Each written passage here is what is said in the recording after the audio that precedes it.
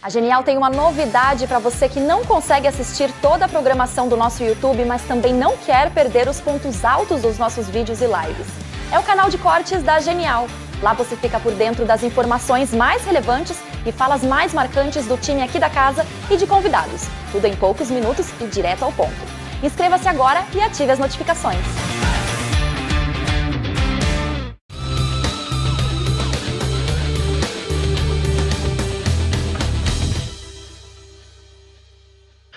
Fala aí, pessoal, sejam muito bem-vindos a mais um episódio aqui do podcast Genial Analisa. Meu nome é Bruno Rosolini, para você que não me conhece, estou aqui para apresentar, para participar mais uma vez. Eu tô em todos, na verdade, né? Então não é nem novidade para ninguém.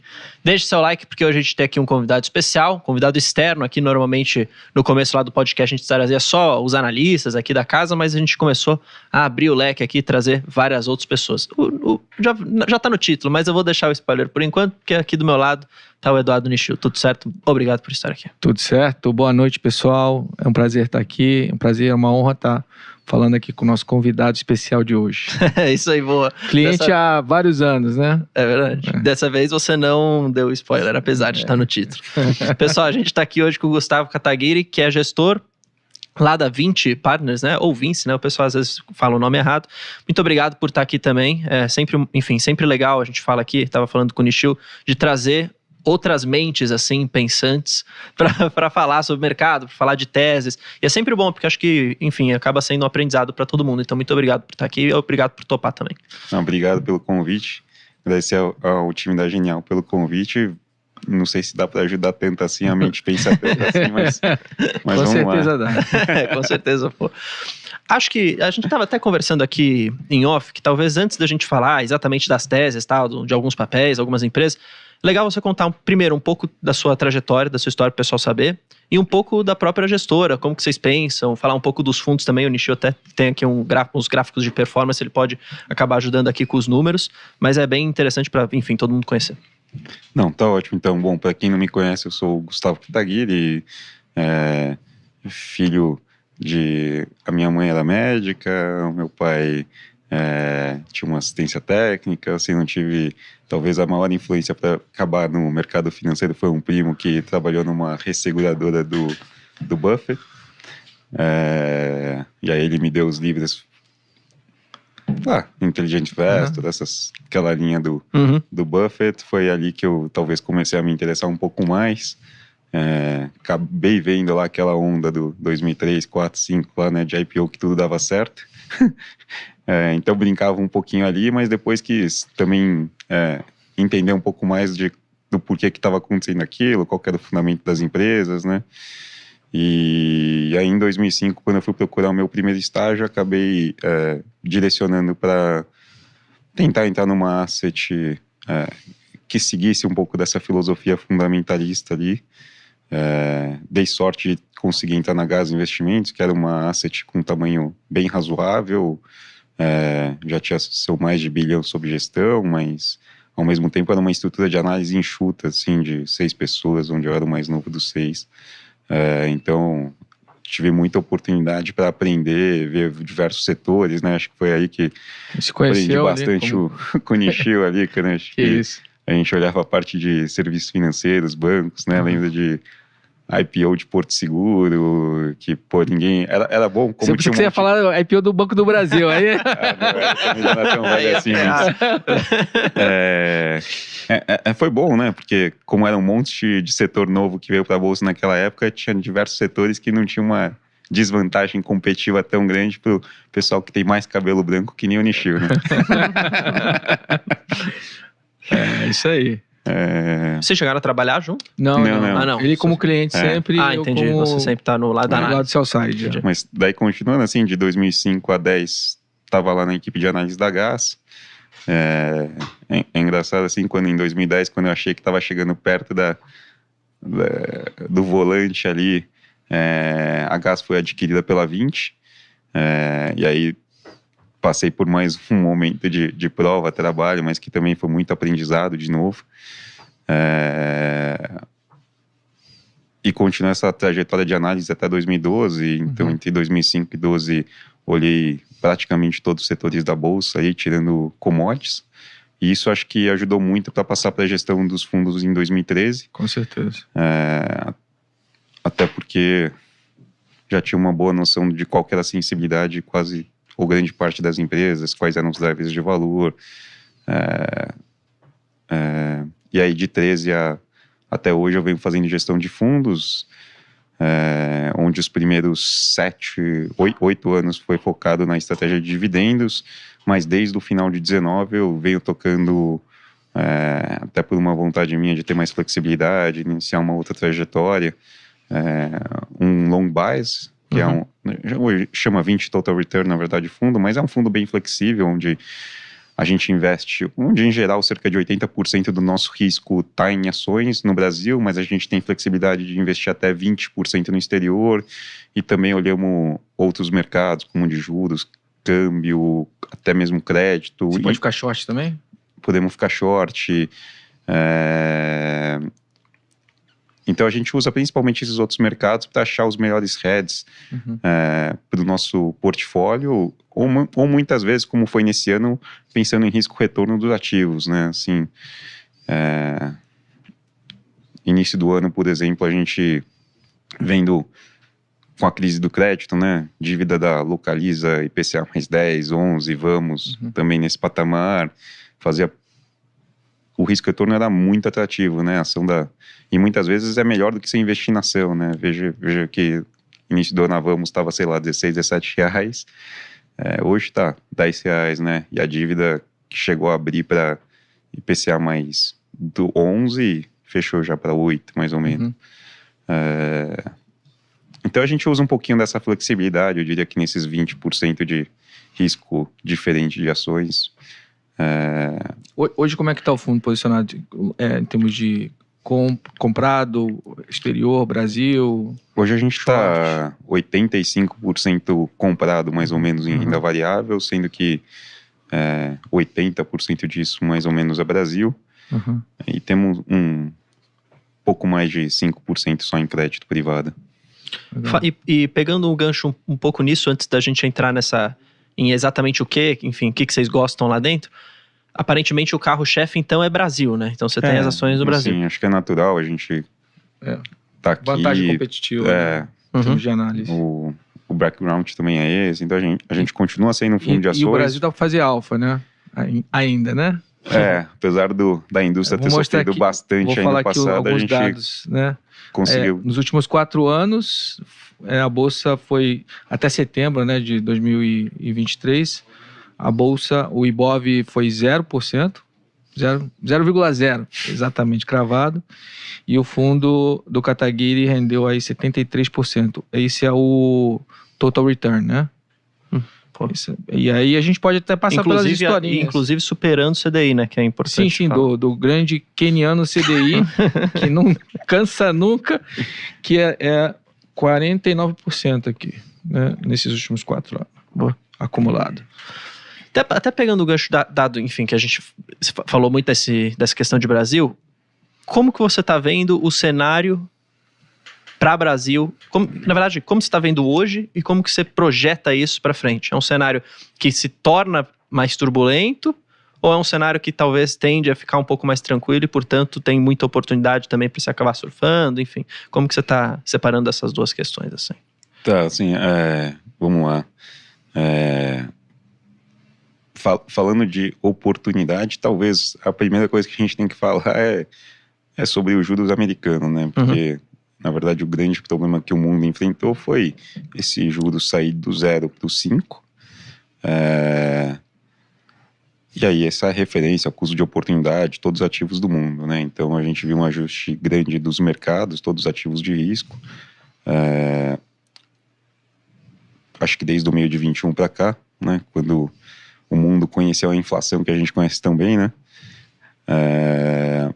O lado bom dessa história é que eu acho que o ajuste já veio. Com inflação arrefecendo, os dados de atividade arrefecendo, consumo de petróleo, venda de casas. Um outro dado que a gente gosta de olhar é os operadores logísticos globais. Então, eles também estão passando guidance de que a atividade global está arrefecendo. Então, com todo esse contexto, A gente acha que os juros não vai subir mais desse patamar e em algum momento deve até cair, por mais que demore um pouquinho mais. Então, assim, o grande problema do mundo eu acho que está estancado. E aí, nesse cenário, o Brasil está um pouco à frente nesse ciclo de corte de juros, que acho que sempre ajuda ativos de risco. E a alocação está baixa, né? E o valuation parece bom. Assim, você olha assim, os múltiplos em geral, um desvio padrão abaixo da média histórica. Todo mundo, seja o investidor institucional, pessoa física, os fundos, está meio que próximo do seu low histórico, em percentual Alocado, né? Alocado. Então, também é um lado positivo. E por fim, assim, nossa caixinha que o investidor global olha, né? Mercados emergentes. A Rússia deixou de existir, né, no mundo. O BRICS virou sem o R, né? O C também está sendo evitado. A Índia talvez tenha sido o destaque, mas todo mundo já está bem over lá, né? E o Brasil ficou para trás. E aí, por exclusão, acaba sobrando o Brasil aí. E nesse contexto que a gente está um pouquinho na frente do ciclo, e o agro, né, foi um grande destaque dos últimos anos, é o que tem surpreendido o PIB para cima, né? Por mais que agora, talvez no curto prazo, pode ter os seus problemas. Essa é uma vantagem competitiva sustentável que sempre ajuda a puxar o PIB, né? E aí, nesse contexto, eu acho que é só a gente não explodir o lado fiscal, que eu acho que o curto prazo até vai aguentar, e quando a gente começar a olhar para o médio prazo ali, final desse governo, por outro lado, eu acho que talvez o mercado pode achar que não tem tanto downside para a próxima eleição, né? Então todo esse contexto eu acho que é positivo para ativo de risco, e ano que vem acho que vai ser um bom ano depois de vários anos ruins aí para o mercado, mas mesmo assim acho que o nosso trabalho aqui não é só ir atrás do beta, né, que é o vento a favor do mercado ali, ou evitar esse beta negativo quando o vento estiver contra, né? A gente também tem 11 anos de cota aí, gerando alfa, principalmente nos mercados difíceis, né? Não é só nesses últimos 3, 4 anos que nem o Nishio citou, mas olhar 2013, 14, 15, a gente conseguiu fazer o nosso fundo subir, mesmo com o mercado caindo, rodando negativo aí, sei lá, uns 30% no acumulado. Inclusive a gente pode falar sobre isso, nesses anos, qual foi o diferencial, né, dessa performance de alfa bem acima do mercado, né? Acho que só pegando os dados aqui, 2020, vocês geraram alfa. Alfa é o diferencial entre a performance do fundo e o Ibovespa, tá? Que é o benchmark deles. O alfa foi de 23% em 2020, 21 foi 29% de alfa, 22 foi um pouco abaixo, foi menos 1,4%, e esse ano, até setembro, 7,7%, né, de alfa. O que foi responsável, assim, por conseguir gerar esse alfa principalmente nesses anos consecutivos, assim? A gente pode falar um pouquinho da carteira de agora, mas seria interessante saber o racional e o que aconteceu em 2020 e 2021. Assim, eu provavelmente por estar em 2021 já vou esquecer de alguma coisa, mas assim, as grandes coisas que eu lembro primeiro 2020 a gente abriu o fundo último dia 19, né? Então, um mês depois, ou um mês e meio depois, o mundo estava acabando, né? 2020, né? Veio com a pandemia. Ali, o primeiro grande acerto ali do fundo foi ter achado que as airlines iam quebrar para a Covid não chegar onde chegou, né? Eu digo isso porque no final do ano de 19 a gente já via que a China tinha cortado os voos para Wuhan, o Japão também começou a cortar o voo no início de janeiro, né? Mas estava controlando as pessoas que chegavam da China, e ali foi o trigger para mim quando o Japão de fato cortou o voo para a China. Que em geral é sempre difícil ser o primeiro, né, em qualquer coisa, mesmo fazer o stock picking é muito confortável para todo mundo estar onde todo mundo está, né? Acho que mas se ser o primeiro a fazer algum movimento nunca vi ninguém ser demitido por errar com todo mundo, né? Agora é muito fácil ser a vidraça se só você tá lá, né? Mas o ponto é que quando o Japão cortou os voos, de fato foi talvez o trigger para pensar, pô, o negócio talvez é maior do que a gente tá pensando aqui no Ocidente, né? E aí, como a vol do mundo estava muito barata, que nem tá agora de novo, aliás, deu para comprar put de airline, Gol, Azul. Eu lembro que a precificação não chegava a 20 de vols, né? Só para traduzir, assim, quanto menor a vol, mais barato você comprar o seguro, né? A put funciona como um seguro. Se o papel cair, você ganha dinheiro, né? Isso. E a premissa lá era que, assim, as airlines iam quebrar para a Covid e não ia chegar, para não chegar onde chegou, mas que eu nunca achei que a Covid ia chegar onde chegou. E também compramos antes 10% do fundo em dólar, como um hedge. Mas, de fato, a premissa era que a Covid não ia chegar onde chegou. Quando veio o carnaval, lá que explodiu e todo mundo percebeu que o negócio ia se espalhar, foi o carnaval. Aí a gente comprou 80% do fundo em dólar também, que aí esse foi, de fato, como a gente conseguiu se proteger, porque ao longo desses quase 20 anos de mercado, que eu acabei percebendo foi que, assim, pô, quando o problema é grande, em geral na bolsa você não consegue mais fazer nada, mas no mercado de juros e câmbios sempre tem um Banco Central, um Tesouro dando uma saída para suavizar o mercado. Por outro lado, quando o problema é aos poucos, que tem essa questão fiscal, o mercado de juros em geral responde antes do de ações. Então até esse é um pouco do contexto que eu achava interessante olhar os três mercados para ver aonde o que cada mercado está precificando e o que pode ser o hedge do outro ativo, né? E logo no início funcionou super bem isso, que a gente defendeu relativamente bem, assim, hoje dá para falar isso, na época a gente caiu 30%, mais ou menos, que parece muita coisa. Mas esses dois heads ajudaram em quase 10 pontos percentuais do fundo para um mercado que caiu 45, né? Então, na hora que o mercado cai 45, você cai 30, você não acha que tá bem, mas é uma diferença grande, né? Porque você cai 50, depois você precisa subir 100 para voltar pro 0 a 0. Você cai 30, você precisa subir 50 para voltar pro 0 a 0. E acho que esse que tem sido um pouco do que a gente tem feito de bom, assim, um lado é defender bem nas quedas, então se a gente olha os outros dois grandes drawdowns que o mercado teve, né, desde que começou o fundo, o outro foi acho que a partir lá do meio de 21, né, com a alta dos juros americanos, também foi um momento onde o mercado caiu uns 15%, a gente subiu 2% nessa mesma janela, e o outro grande drawdown foi início de 21, que foi aquela segunda onda da Covid, Omicron, que também teve a demissão do Castelo Branco no meio, né? Mas como é que vocês fizeram para se proteger nessas duas então, quedas?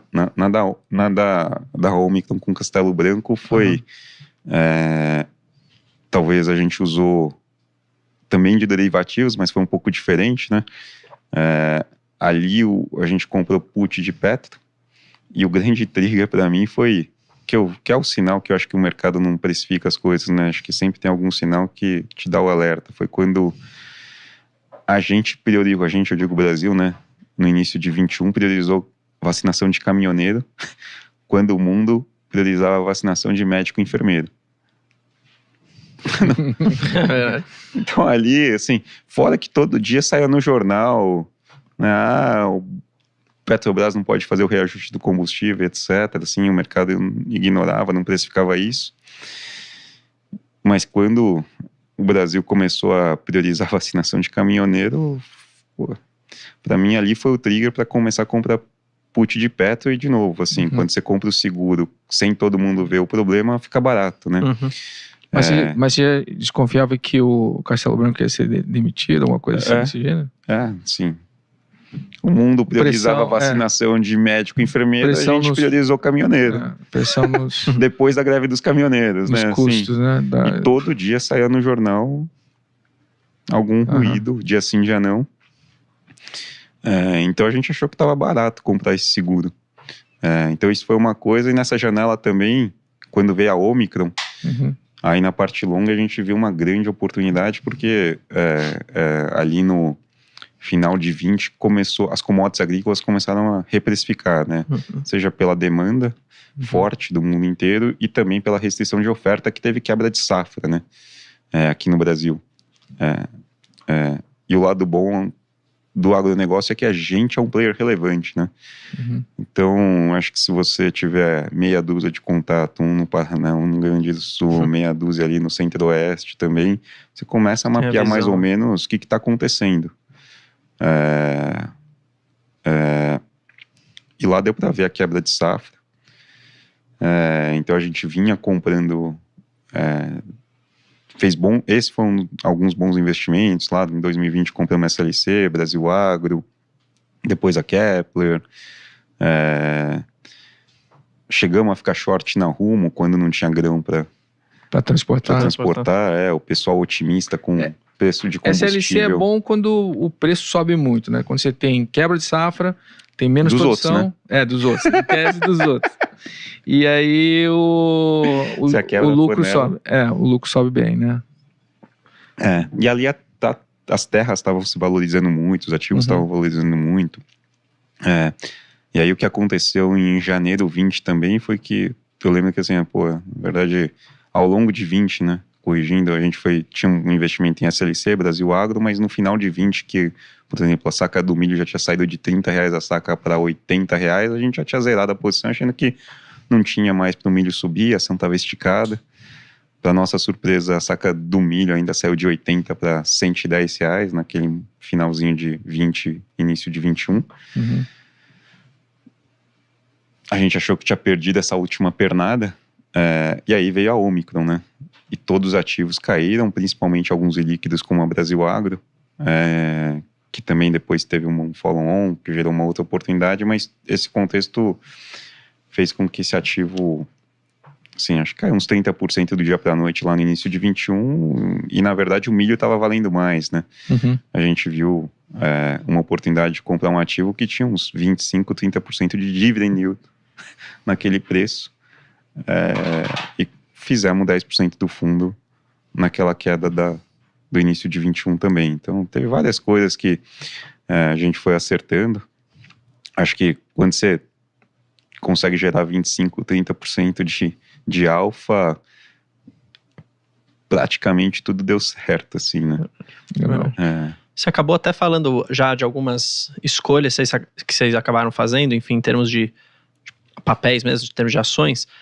Mas eu queria, antes da gente entrar de fato em cada um, que você talvez pudesse dar uma visão pra gente olhando para setores, assim, aí falando de hoje pra frente, né? O que vocês estão mais se posicionando e onde que você vê mais oportunidade? Talvez até pensando no ano que vem mesmo, tá? Todo esse cenário.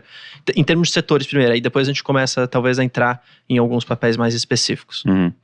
É interessante essa sua pergunta, porque ao mesmo tempo que a gente tenta se posicionar nos setores que mais vão se beneficiar, a gente também tem alguns casos que eu sempre brinco assim, né? A gente tenta estar nos setores que tem um vento a favor e evitar os que tem um vento contra.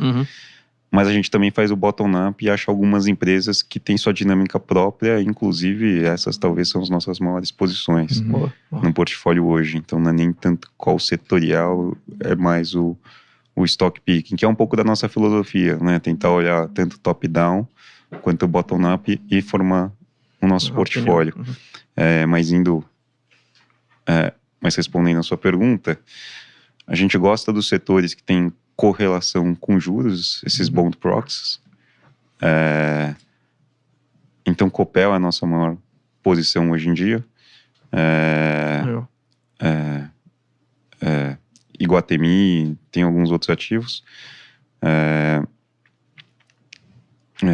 Eu acho que com esse fechamento de juros e o fato delas já terem um prêmio de equity grande por muito tempo, fez com que a relação de risco e retorno desses ativos ficassem bem interessantes. Tá? Construtora, você acha interessante nesse split de juros? A gente acha... Mas é mais arriscado, né? Construtora é mais arriscado. Mas no curto prazo ainda tem um vento a favor e assim, eu acho que na média alta renda tá melhor, você não precisa ficar dependendo tanto de governo.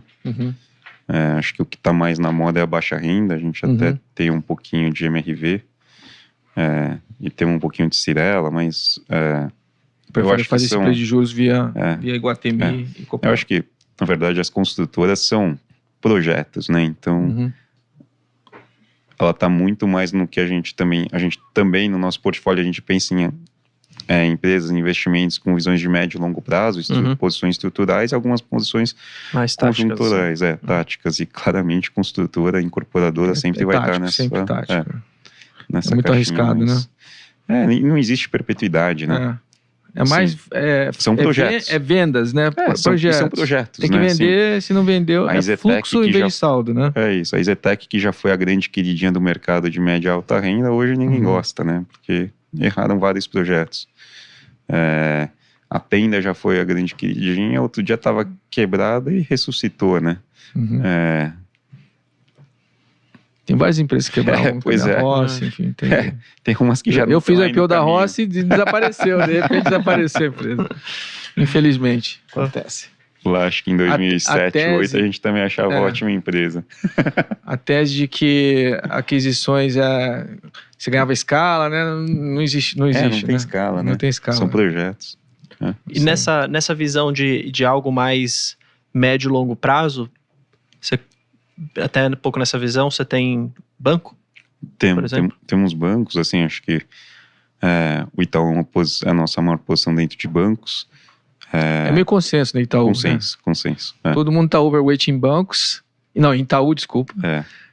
Os locais, enfim. Acho que o grande fluxo que pode impulsionar a Itaú tem que vir lá de fora, né? Eu acho que é um carrego, né? Esse sim é um carrego, assim, o Brasil... O dia que o Itaú fechar torneiras, né? E o Bradesco vai fechar junto, provavelmente, no Brasil vai dar errado, né? A gente depende do crédito deles. Essas empresas de varejo que negociam ou negociavam a 20, 25 vezes lucro vão estar com problemas também, né? E o Itaú é um banco redondo, com 21% de ROI, e talvez num momento ruim do ciclo, né? Impressionante. E aí temos um pouquinho de Banco do Brasil também, que é exposto ao agronegócio, né? Assim, ele tem mais ou menos o mesmo lucro do Itaú, valendo 60% do Itaú. A recuperação que eles tiveram de um ROI de 10 para 21. Foram várias as coisas que ajudaram eles, né? Mas aí também nessa filosofia de levar ele, ou o Banco do Brasil acaba saindo mais de momento? É um pouco de momento, mas o bom é que ele tem um dividendo que te dá um carrego bacana, né? E o agronegócio vinha tão bem nesses últimos 2, 3 anos que ajudou bastante o banco, né? E mesmo que tenha uma quebra de safra agora, a verdade é que o pessoal do agro fez muita poupança, né? E em geral, o colateral é terra, que dobrou, triplicou de preço, dependendo de onde você está nos últimos 3, 4 anos. O Banco do Brasil está negociando aqui, 0,8 vezes 0,8 mais ou menos. Você acha que chega a quanto, mais ou menos, hein? Não vai passar de uma vez. Não, acho que não passa de uma vez, isso que é difícil, né? Mas você tem o carrego do dividendo, né, que te ajuda. Sim. É difícil ver o Banco do Brasil negociando acima de uma vez. Ainda mais com essa história, o rumor, o peso desse governo, né? Acho que, claro, que o que ajuda, assim... é que é muito mais fácil para ele usar o BNDES e Caixa do que o Banco do Brasil. Mas depois do BNDES e da Caixa fazerem o papel deles, a pressão do Banco do Brasil também fazer alguma coisa vai ficar cada vez maior, né? Mas o lado bom da história também nessa questão é que é muito mais fácil para o governo usar outros veículos. Com certeza. Você tem... Enfim, Itaú é mais do que Banco do Brasil, então eu imagino. Uma posição maior, mais relevante no fundo. Mais estrutural. Mais estrutural. E aí, aqui está falando, na verdade, de Banco do Brasil e Itaú, que pelo menos agora nos últimos resultados já tem mostrado uma certa resiliência, não, até resultado bom mesmo. Porra, ROI de 20, basicamente, vai arredondando. E aí, você tem alguma posição no outro lado da moeda, que, por exemplo, Santander ou Bradesco, que são 2 bancões também, que a gente pode até colocar nesse mesmo bolo, mas que estão sofrendo bem mais agora, estão com um resultado bem pior. E aí, se sim, né? Qual deles vocês têm? Não, a gente não tem... Não tem nada? Nada de Fio, uns não tem dois. Santander. Eu tenho Santander na minha carteira. Mas eu tenho o Banco do Brasil também. O Banco do Brasil é bem maior do que o Santander. E Banco do Brasil pelo dividendo, que também é muito bom. Mas estão recuperando, né? Assim, os dois estão recuperando. Mas talvez o não poderia ser um Bradesco play até de momento, assim? Um Bradesco ou um Santander, um negócio mais de momento? O Bradesco eu também acho que, assim, meio que todos... O Bradesco também, acho que pior já passou. Acho que o anúncio hoje vai trazer acho que mudanças positivas também para o banco, que no tempo vai ajudar. É que demora, né? Assim, demora, E tem talvez coisas que são tão bem enraizadas que é mais difícil de mudar ali da cultura também, né? Incentivos, não é óbvio. Mas também, por outro lado, eu nunca vi o Bradesco underperformar por tanto tempo o Itaú, né? E por uma margem tão grande. Relevante, Esse ciclo, eles erraram realmente a perna e ficaram com um gap de rentabilidade muito alto, né? Quase 10 pontos percentuais de retorno do seu patrimônio abaixo do... Mas aí isso não poderia abrir, por exemplo, uma margem de segurança, dado esse cenário para você se posicionar taticamente? Mas assim, também não está tão... Assim, você não vai tá tão barato, price to book, está... Com a subida de hoje, né? Com o anúncio do novo presidente... Deve estar aqui uma vez book, né? Tá perto de uma vez. É barato, assim. É barato, mas assim... Mas não é tão barato quanto poderia. Pra você fazer esse tipo de movimento, o Banco do Brasil tá 0,8, né? Exato. E o Itaú você carrega, senta, não tem dor de cabeça. É só não escorregar ali no ROI de 20% que o negócio... Só o carrego dele de crescimento de lucro de 10% ao ano ou mais já ajuda, né? Vocês já olharam para seguradoras? Sim. Vocês têm alguma coisa? Não. Também não? Mas vocês tinham BB Seguridade, não? Sim, mas era em 2020, 2021, né? Eu brinco assim, quando era... Também, lá atrás foi uma das maiores posições nossas, né? Acho que a ação estava perto de R$20, estava pegando toda essa melhora do agronegócio. Tinha vários vetores que o mercado não estava precificando na época. Então era o juros subindo, agora o juros está caindo. 22 andou bem, né? Eu acho que era 21 que deve ter sido a nossa maior posição, assim. Lembro que quando a ação estava perto de R$20. Mas esse ano continua batendo recorde. Vai ficando mais difícil, né? Né? Mas assim, o que a gente comprou lá atrás? O juros estava subindo, que é bom para a seguradora. Sim. Agora está caindo. Tinha um descasamento do ativo e passivo, a questão do IGPM e IPCA, que era favorável para ele. A sinistralidade do rural estava vindo de um patamar muito ruim, que era a safra, isso mesmo, era a safra 2021, que teve um monte de sinistro. E assim como a gente viu o sinistro acontecendo lá, a gente viu que estava melhorando a safra 21, 22, não ia ter toda aquela sinistralidade. Então ia melhorar a rentabilidade do banco. Então realmente a gente deve ter tido BB Seguridade em 2021. Quando a gente fazia a conta, eu não lembro dos números, mas eu lembro que a gente tinha coisa de 30% a mais que o lucro do mercado. Com dividend yield também, que eu acho que era da ordem de quase 10%. Eu lembro bem assim, a ação estava R$20. Ali a gente gostava, agora 31. E com chance de revisão de lucro para baixo, juros está caindo. O agro, se acontecer alguma coisa, vai ter sinistro, assim, eu tenho quase certeza que vai ter sinistro. A dúvida é o tamanho. E como é que é os layers lá do resseguro para ver com quem que sobra o problema. Mas, assim... Com o IRB. Provavelmente vai ser de novo. Assim, esse clima parece que está sendo bom para o Rio Grande do Sul, mas, assim, Matopiba lá, Maranhão, Piauí, Tocantins, tá horroroso, né? A seca, assim... Tem um monte de gente falando de replantio. Louco, né? E mesmo quem plantou não choveu, não está crescendo tanto assim a soja. Tudo bem que ainda tem período para chover, e a chuva veio no último fim de semana, tem previsão de chuva na próxima. Mas, sim, tem uma chance bem razoável de quebra de safra em algumas regiões do país. E como as safras anteriores foram tão boas, eu acho que eu não duvido que, assim, a sinistralidade do rural lá para BB Seguridade vai piorar. E fora que tem a questão do contrato, né, do prazo do contrato lá do balcão, que está cada vez mais perto. 2033, né? E isso não é uma perpetuidade, né? Dependendo, 30... Que é com o Banco do Brasil. Que é o balcão do Banco do Brasil, uma... que em tese eles também têm a renegociação das JVs embaixo. Então é um misto de mata a concessão outra, também aí, né? Eu lembro bem das... Tem que casar direitinho ali. não é uma perpetuidade. Então... Entendi. É preço, né? Sim, a R$20 era bom, a 31... Mas o dividend yield continua lá pelos 10%, né? Se eu não me engano. Porque tudo deu certo, né? Era isso, assim, tudo deu certo, aí o lucro mudou de patamar, agora o mercado já viu essa mudança de patamar e tá achando que é recorrente. Os juros vai cair, esse lucro do carrego vai vir para baixo, assim, a sinistralidade do rural só dá para piorar esse ano. E é bem relevante lá. Entendi. E tá com cara que vai piorar. Você tem alguma visibilidade ali no centro-oeste da parte do rural ou não? Então, eu acho que o norte tá pior, do Mato Grosso. Na verdade, depende, o Mato Grosso é muito grande, vai né? ficar por um tempo aqui, né? Mas tá chovendo, assim tem que monitorar os próximos 2 meses. Ninguém acerta esse clima. Isso é coisa de maluco. Nem meteorologista, sabe? Não, nem macroeconomista. Quem dirá o economista.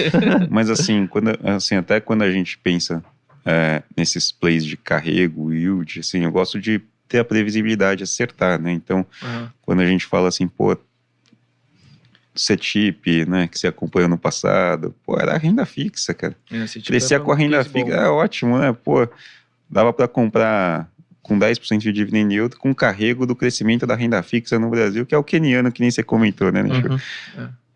Então esse tinha previsibilidade de verdade, assim, a BB Seguridade tem um yield bom, mas ele não é recorrente, seja porque não é óbvio a previsão do lucro e não é uma perpetuidade. Eu acho que sim, tem a venda das JVs ali, né, de novo do balcão, ele vai ter que pagar no balcão, né, pro Banco do Brasil.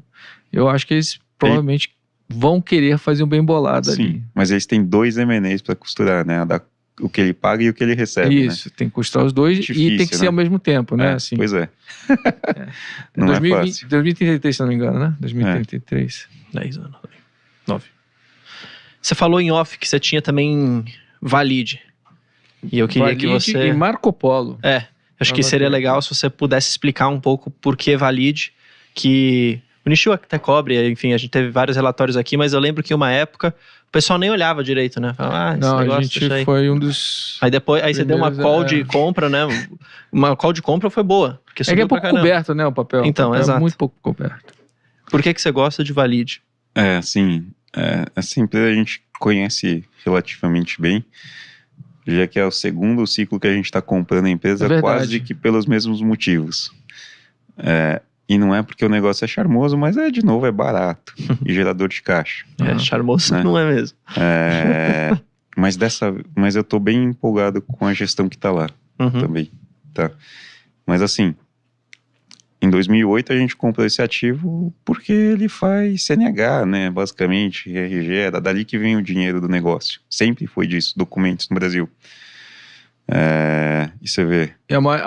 A mais rentável, que dá mais volumetria também, é essa. É o que dá dinheiro. É o ID. Porque ele já fez todo o CAPEX, tem toda a infraestrutura, e aí gera muito caixa com margem alta, etc. As outras é só não perder dinheiro, né? Ficar com as margens ali. Assim, o outro cliente dele é o Itaú, né? Assim, o Itaú não deixa ninguém ganhar dinheiro, só ele. As teles também não, né? É difícil. Mas o negócio de ID dele sempre foi bom. Né? Então ele sempre foi um grande gerador de caixa. Em 2008, quando era difícil ter visibilidade das coisas, né? Depois da crise do mercado imobiliário americano, mas dava para comprar a Valide a 3 vezes lucro, com 25% de geração de caixa. Né? Agora foi igual, assim... mas daí, contando a história assim, de 2008, a gente carregou esse ativo até lá para 11, 12, que foi quando a empresa começou a fazer a internacionalização. Né? Ele comprou um ativo em Chicago primeiro e depois fez um monte de outros, né? Ali eu lembro que... Queria replicar o que fez no Brasil lá fora, que é difícil, não era né? bem isso, assim, eu acho que era muito mais uma história de incentivos errados, talvez. Aí a desculpa é replicar, mas assim, a empresa era avaliada, uma das principais métricas de avaliação na época era EBITDA. Os caras foram comprando EBITDA, e assim, o erro era grande, porque não era nem EBITDA ajustar orgânico, etc, né? Era EBITDA. O cara comprou EBITDA pra caramba. Você aumentou o EBITDA, mas o lucro cai, né? Porque só a dívida aumenta. Assim, depois de muito tempo que eu fui entender isso, mas o grande trigger para entender isso foi que ele comprou um ativo, o famoso ativo no exterior, que quando um brasileiro compra porque ninguém quer, né? Eu lembro de ter ido, peguei umas férias lá e fui visitar a fábrica lá. Você foi, fui. Eu aproveitei, aconteceu tudo em útil agradável, assim. Eu lembro que era um ano que tinha um amigo que tava jogando na Major League Baseball. Ele tinha acabado de ser campeão. Tá parecendo aquele filme, sabe, Wirecard, que os investidores iam visitar descobriram as fraudes lá quando foram visitar as empresas, né? É Wirecard, não? Acho que é uma... Desculpa, é na Netflix, tem um filme interessantíssimo para quem gosta de filme de finanças. Não era uma série? Eu achei que era uma série. Não, acho que é um filme só. É um filme? Sobre as fraudes, no caso a Valigina não é fraude, né? Enfim, só deixar claro isso. Mas que... Vai ser processado depois, né? Não, de jeito nenhum. Sou muito amigo do pessoal lá. E aí o pessoal foi visitar as empresas, as filiais fora dos Estados Unidos, da Alemanha, na verdade, que era uma empresa alemã. E aí descobriram que era de fachada a maior parte das empresas. Imagina Interessante isso. Imagina se tirasse umas férias, fosse lá na fábrica e não era nada. Você foi, e aí? O que aconteceu na fábrica? Sim, eu queria lá naquele encontro do Buffett, que é em Omaha, né? Esse cara jogava... Do Buffett? Em Kansas, que é 2 horas dirigindo de Omaha. Aí você foi. E Chicago também é lá em cima, no norte, né? Então eu aproveitei e fui fazer tudo junto ali. Então foi um turismo que eu peguei um dia de trabalho ali e visitei a fábrica. Quando eu visitei a fábrica, eu já conhecia todas as fábricas aqui do Brasil. Era muito desperdício, dava para ver um monte de cartão que tinha que refazer. Aí fui entender que lá no mercado americano, os bancos que você sabe bem, né? Eles fazem estoque, né? Não, tudo banquinho regional, né? Então não tem a escala do Itaú aqui. E aí a máquina era quase que... Era muito velha, assim. Então você tinha que adaptar... para cada banco. E era quase que todo ajuste manual. Aí erra a cor do... Não sai no tom certo do cartão. Só que não é que a tiragem é de, sei lá, 10 milhões de cartões. Não, é 50 mil, faz 3 vezes. Caraca. Não tinha escala, máquina velha. Então não tinha ativo, era compra passivo. Né? Só que isso aí foi sendo feito de comprar ativo que não dava retorno, mas dava EBITDA muitas vezes. E aí a empresa foi se endividando. Então teve esse ciclo de 12 a 19 que a empresa deixou de ser geradora de caixa, passou a se endividar. Mas chegou em 19 e veio um time novo lá, que levou o seu tempo, como tinha que... quase 1 ano para mapear o que tinha que ser feito. Depois quando você decide executar, nem você falou, né? A gente tá falando de M&A aqui. Você decidir vender hoje, você não vende 1 ano de nenhum. E eram vários, com turnaround ainda de coisas no meio. E reestruturação da dívida, né? Pois é. E perfilamento. Então demorou alguns anos, mas em 2022 o turnaround estava feito. Ele vai ser net cash ano que vem, não? Provável. Net cash é quando você a geração a empresa, por exemplo, estava valendo R$1 bilhão mais ou menos, até menos, acho que no início do ano, né? O terceiro trimestre, ele gerou mais de 200 milhões de caixa. Paga dividendo, Valid? Paga. Eles pagaram? Eu acho que pouco, perto da geração de caixa. Ele paga o mínimo, né? Que só o mínimo. Mas você acha que eles podem mudar para uma política de um pagamento mais forte? Eles falam de um terço naquele, né? Que é 1/3 pagamento de dividendos, 1/3 reinvestimentos, e 1/3 eles vão ver o que vai fazer, se vai pagar mais dividendo ou se vai reinvestir ou fazer M&A. Entendi. Eu acho que assim, é difícil gastar tanto dinheiro bem. Uhum.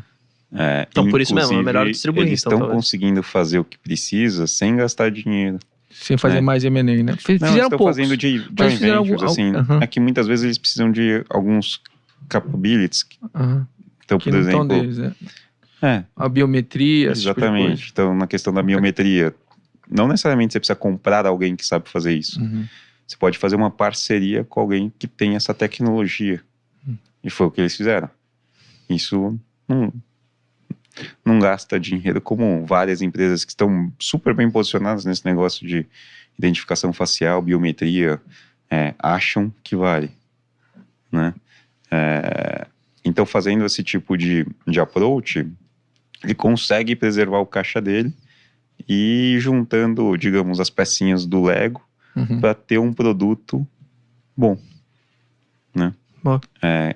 Que talvez o grande futuro da empresa esteja ligado a essa questão de identificação digital, né? É o ID digital. Fora que eles compram também algumas empresas que têm já o relacionamento com os clientes, né? Isso que é interessante também. Você tem compra para Valid ainda aqui?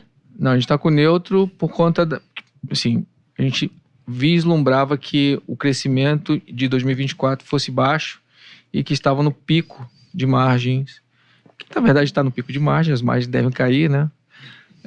A questão é muito focar ali no crescimento do ID, né? E a última reunião que a gente teve com eles, aparentemente eles estão tentando ou conseguindo crescer em ID, o que é uma visão positiva aí para margem, enfim, para crescimento de EBITDA, enfim, 2024.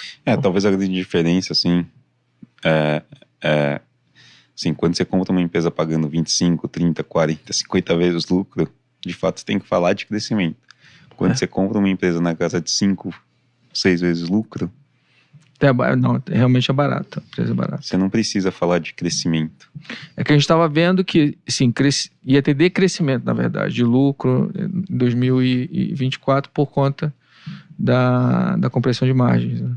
Eu acho que a despesa financeira, a desalavancagem é tão grande que de repente até tem crescimento de lucro, né?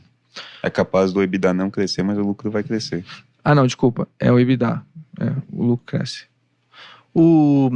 Uma última, que você tinha falado em off também, que seria legal de você comentar, dado o nosso tempo inclusive, é Marco Polo, porque essa realmente eu não sei se faz parte do radar de muitos investidores, assim, especialmente às vezes até pessoa física, que acaba não olhando tanto. E por que você tem essa visão mais otimista, assim? Qual que foi até... Vocês têm posição hoje, certo? Na boa. E por que vocês estão otimistas, no caso? Assim... E de novo, é mais uma empresa ali na casa de 5 vezes lucro, deve ser até menos, tá? Umas 4,5. Isso depois de tudo que subiu. E que assim, o setor passou por anos horríveis ali de 2013 para cá. Com um momento... E aí, foi talvez o pior momento, foi logo o início da pandemia, né? Onde, na verdade, até os governos foram incentivados a desestimular a circulação de ônibus para controlar a circulação das pessoas. Aí muitas empresas quebram, os clientes quebram, né? A demanda cai, as empresas do setor, algumas começam a ficar mais frágeis, as indústrias começam a olhar só custo variável para encher a fábrica, né? E aí aceita pedido só olhando custo variável. Então foi um momento super difícil para a indústria, mas que por outro lado hoje está num momento excelente. Talvez no mundo e principalmente no Brasil. E eles têm operações em vários países, né? Então, assim, a gente começou a ver esse case em 2022, que era simplesmente uma limpeza da carteira ruim. Então, eles foram aceitaram vários pedidos ruins para encher a fábrica, ou ter algum, não é nem encher, né? Para ter alguma coisinha. Alguma demanda. Do lado do custo ainda foram pegos em cheio pelo aumento das commodities. Então ficou horroroso em tudo quanto é lugar do mundo. Peças. Então, ao longo de 2022, à medida que foi limpando essa carteira ruim, o resultado já ia melhorando. E juntou agora no final de 22, início de 20 e ao longo de 23, um momento bom também, né? Porque teve algumas mudanças de mercado. Primeiro, talvez esse fenômeno de passagem aérea barata, né? Aquela história da gente, né? Todo mundo ir para o Rio de Janeiro a R$100, Nordeste Agora é ônibus. 199. É verdade. Exatamente. Isso é verdade. Ficou caro. Né? Ficou caro pra caramba, essa Eles que é fazem verdade. também ônibus de interestadual? É onde ele ganha mais dinheiro, na verdade. É o ônibus premium dele, né? Então, assim como qualquer produto do mercado, não é no popular que ninguém tem mais margem no mais popular. Tem nos produtos mais premiums, que é o interestadual. Que é a empresa privada que compra, né? Não é nem o Estado, enfim. Então, basicamente todas essas empresas de ônibus, né? Passagem interestadual de ônibus, vinham perdendo competitividade cliente e voltaram a ter clientes, né? Entendi. E aí, seja pela questão relativa do avião, ou mesmo teve um momento no qual viagem internacional ficou proibida até, né? Então, o americano começou a viajar mais nos Estados Unidos, o australiano na Austrália, o europeu na Europa, e o brasileiro no Brasil. Então, isso também ajudou a gerar uma demanda adicional que ressuscitou várias dessas empresas. Eles têm a operação deles lá fora do Brasil, é relevante, não? É relevante. Mais Então, ele tem tanta operação, produção quanto exportação, né? Uhum. Então, isso ajudou, né, nesse nicho, e aí também o governo começou a comprar muito mais agora, assim como fez em 2012, 13, num governo anterior do PT. Né? Só para vocês terem ideia da relevância disso, o mercado de ônibus no Brasil estava girando na casa de menos de 20 mil ônibus anos. O penúltimo leilão, que acho que tinha sido em 2022, o governo comprou algo na casa de 4, 5 mil ônibus. E esse último leilão que acabou de sair agora foram 17 mil ônibus. Então, só o governo fez quase que o mercado dobrar. Caraca. A consequência desse cenário todo é que se em 2020 a gente falava de fábricas vazias e o cara aceitando, todo mundo aceitando, jogando o preço lá para baixo com inflação de custo, agora é fábrica cheia, onde todo mundo se sente confortável de aumentar preço e sem pressão de custo. Pelo contrário, talvez o mais provável é cair. Pelo menos a tabela FIP tá caindo, né? E aí de novo, assim, a empresa desalavancou. Eles não, acho que todas essas empresas, depois que elas cometem alguns erros, né, o Valit também cometeu, dificilmente ele vai fazer a mesma coisa o mesmo erro logo depois. Então lá no ciclo de Pode 11... fazer de novo, mas não logo depois. É verdade, eu vou corrigir. Então lá no ciclo de 11 e 12 eles expandiram, ele e a indústria toda expandiu, e depois quando o mercado desabou, todo mundo ficou com as fábricas ociosas, né? Eles acabaram de fechar um monte de fábrica, etc. Então, assim, agora que o mercado está super pujante, todo mundo vai colocar preço ao invés de volume e expandir. E aí, de novo, a consequência disso é que sobra dinheiro e vai virar dividendo. Essa é uma empresa que vai ter 20% de dividend yield ano que vem. 20%? Caraca. Interessante. Pô, interessantíssimo, na verdade. né? Colocar na carteira de dividendos. Brincadeira. Aí Mas a maior posição hoje é Copel, né? É Copel. Falar um pouquinho de Copel? Vamos fechar com o Copel então, Tá bom. dado o tempo. Tá. Inclusive, Copel é legal de você falar mesmo, porque é sem privatização e tal, é verdade. Tem que perguntar dessa. Então, na linha do, assim, de novo, a gente gosta de ativos previsíveis, esse daí É a única, só uma dúvida, é a única de energia que vocês têm? Não, a gente tem outras. Vocês também têm outras. Mas essa daí É mais relevante. é mais relevante.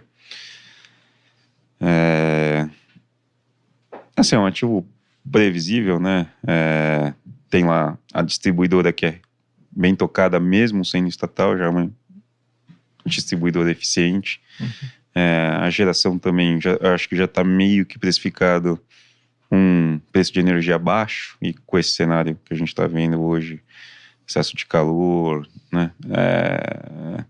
A demanda tem subido, mais despacho de térmica ajuda a puxar um pouquinho a expectativa de preço de energia. E transmissão é super previsível, brinco, é o ativo mais previsível do Brasil, né? Cuja receita depende da disponibilidade da linha, independente de quanto de energia passar, independente até mesmo se a gente tivesse ou não racionamento de energia. E tudo indexado com a inflação, né? O que, para um país que historicamente tem uma inflação alta como o Brasil, Protege é importante. Um pouco. E aí a gente ganha o upside lá de dessa eficiência adicional que acabou de ter o Copel deles, deram uma cor melhor sobre isso, de criar uma empresa um pouco mais eficiente. Eles estavam até com recente esses programas também de demissão voluntária, enfim, para enxugar um pouco. Acho que isso também deve ajudar, né? Pelo menos no longo para médio prazo.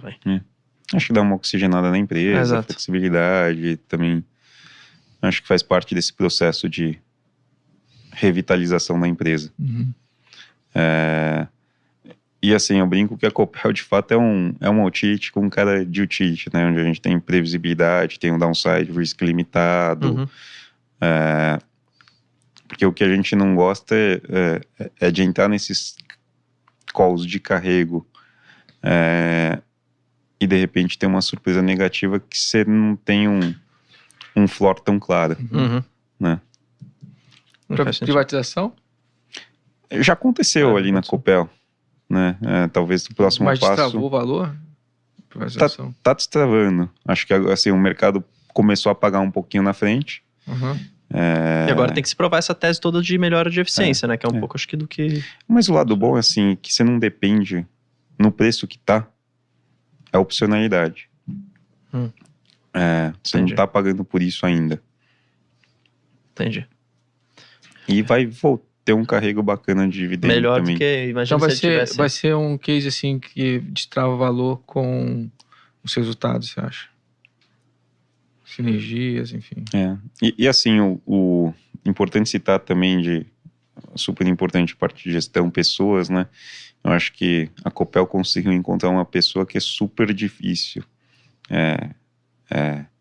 para ter, né? Que é o Slaviero lá, que tem tanto no DNA dele o lado político, que eu acho que é super importante, por mais que a empresa hoje tenha sido privatizada, mas também tem como acionista relevante o Estado, né? E fora que não teria chegado aí se ele não tivesse a habilidade de costurar isso, né? Mas ele tem um lado tanto político quanto empresarial no sangue dele, né? É muito raro ter líderes com essas duas competências. Em geral, você tem o pessoal que vem do meio privado, que tem alguns skills que não são requeridos quando você começa a falar com um ente público. Né? E até para saber como é que funciona, qual que são os incentivos de funcionário público, TCE, TCU, etc. Tem que ter um aprendizado, né? Perfeito. Então, ter uma liderança bacana lá, assim. Acionistas bons lá também de referência, que eu acho que exercem um trabalho que é difícil também, e que também já tem experiência, né? Sofreram bastante ali sofreram não, assim, mas diria que também aprenderam e aprendem muita coisa com a atuação deles na Eletrobras.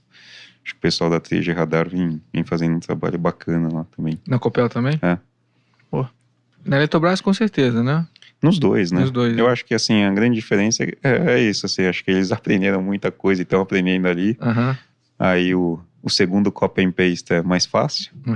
E não tem comparação, né? Assim, a dificuldade da Eletrobras versus o da Copel. É só ver o ruído político que a gente tem no ente.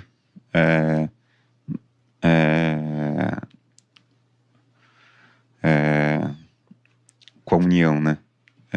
Que até talvez deu origem a esse muito ruído. E essa questão do board, assim, acho que claramente na Eletrobras está sendo necessário.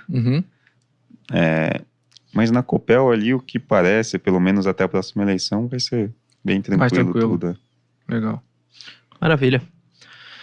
Gustavo, ou Kataguiri, né, que o Nishio te chama assim. Obrigado por vir, muito obrigado de verdade pela presença, muito bom. Coisas que a gente pouco falou aqui, a gente nunca falou de Marco Polo, a gente nunca tinha feito um podcast que alguém falou disso. A gente nunca tinha feito um podcast que alguém falou de Valide também, apesar na época da carteira, eu digo alguém externo. Sim, externo. Alguém externo. Que gosta de Valide. Que gosta de Valide. Tipo, reiterando que gosta. São as quentinhas de hoje, né? E também Copel, a gente nunca veio aqui alguém que não falou de Copel, então sempre São papéis únicos. São os papéis únicos. Banco do Brasil, Itaú, tal, o pessoal meio consciente. Dada a performance dele, É verdade, fica no ar aí. É verdade. Então, pessoal, inclusive, não são todos os fundos, mas tem alguns fundos aqui na plataforma da Genial. A gente estava vendo aqui São 4 fundos que tem. São 4 fundos que tem aqui. Eu não vou falar os nomes, porque vai que eu erre alguma coisa. Então, pessoal que tem conta aqui... Tem que falar pro pessoal da Genial colocar o 20 Total Return, né? Total Return, que é o que fica aqui registrado. Exatamente. Mas, pessoal, se vocês quiserem ver quem tem conta aqui na Genial, se você não tiver, abra, tá? Isso é importante. Só ir lá na plataforma, você vai achar todos os fundos para você investir. Perceba aqui que você tem uma boa rentabilidade, tá? Então, isso que no final do dia vai importar, que é a grana que você vai ganhar, tá? Querendo ou não. Então, muito obrigado. Nishio, muito obrigado também. Quer dar um tchau pro pessoal aí? Não, de novo, acho que em nome do time da 20, agradecer pelo convite. E se precisarem de novo, a gente continua à disposição aí para ajudar. Sempre bom aprender aqui. Maravilha. Com os clientes. É verdade. Pessoal, tamo junto. Pessoal. Muito obrigado. Valeu. Valeu. Falou. Tchau. Certificado de recebíveis do agronegócio ou simplesmente CRA. Já conhece esse tipo de investimento? Assista ao Genial Responde desta semana e entenda como ele funciona, o que é, quanto rende e se vale a pena. Leva 2 minutinhos, te espero por lá.